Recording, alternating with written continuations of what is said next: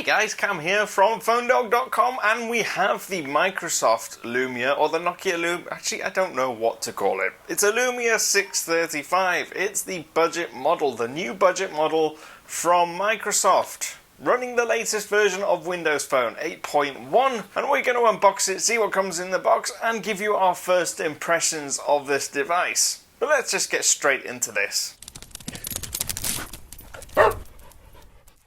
So the packaging is pretty standard. It's a square box that's quite slim, and it has a neat little dot on the edge showing you which color device is on the inside. Now this is available in a few different colors. You've got bright orange, yellow, bright green, white or black. And because it's a budget model like most other low-end models these days, it doesn't come with very much in the box. At least this version I've got here doesn't. Now you'll open the box up, your phone will be sat right on the top as you would expect.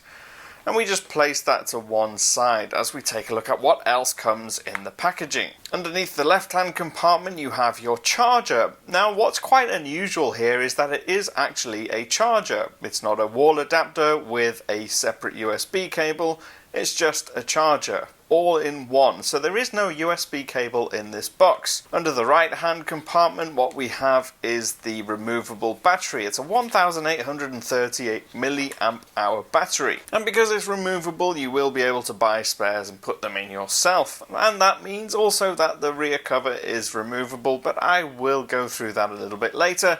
You also get the Nokia Lumia 635 quick guide in the box, and that's pretty much it. So no headphones and no USB cable. So let's get straight onto the phone next. What you'll notice, obviously from the orange version, is that it is very bright, and it's of course made of plastic. But what I really like about this design is that it looks and feels like it's a solid piece of plastic. It's just a phone. It doesn't look like the rear shells should be removable because there are no noticeable indents where you would pry it open. Instead, what you do is you pull away at the top right hand corner and the rear shell comes off.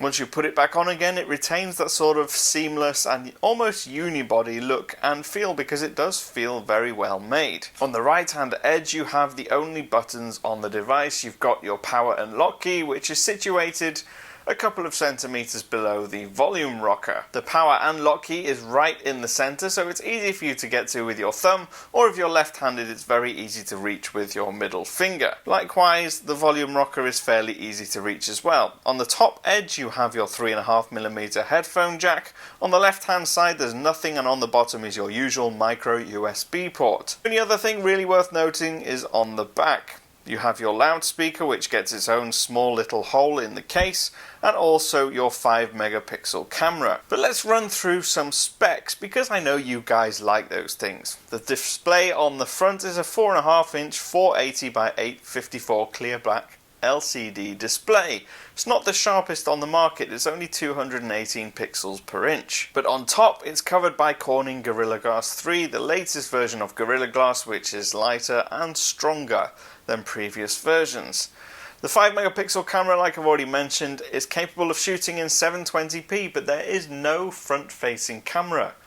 Not a single one. So those of you wanting to take selfies are going to be a little bit disappointed, or at least not going to be able to see what you're taking a picture of. And like a lot of low-end or mid-range phones nowadays, it's powered by a Qualcomm Snapdrgon 400 series processor. It's 1.2 GHz quad-core processor, which should make light work of pretty much anything you can throw at it. And to back it up, you get 512 megabytes of RAM, coupled with 8 gigabytes of storage, which you can expand using the expandable MicroSD card slot in the back, situated next to the battery. The phone's also compatible with LTE bands, and it's available on T-Mobile in the US now for about $139.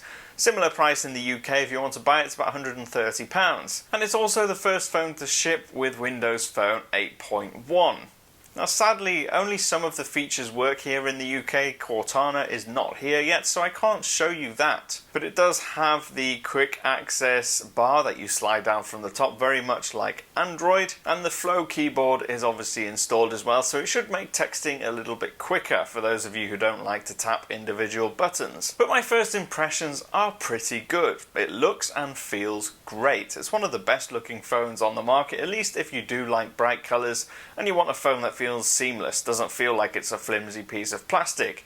Those of you who like selfies and making video calls are going to be disappointed by the lack of a front-facing camera, but there are always going to be trade-offs when trying to come in under a certain budget or price point. You're not going to get everything that you want. Anyway, that's been my first look and unboxing of the Lumia 635. If you want to talk to me about this, you can do. I'm on Twitter. I'm at phonedog_cam, or as always, just use the comments down below and I will get involved as and when I'm available. I will see you again soon.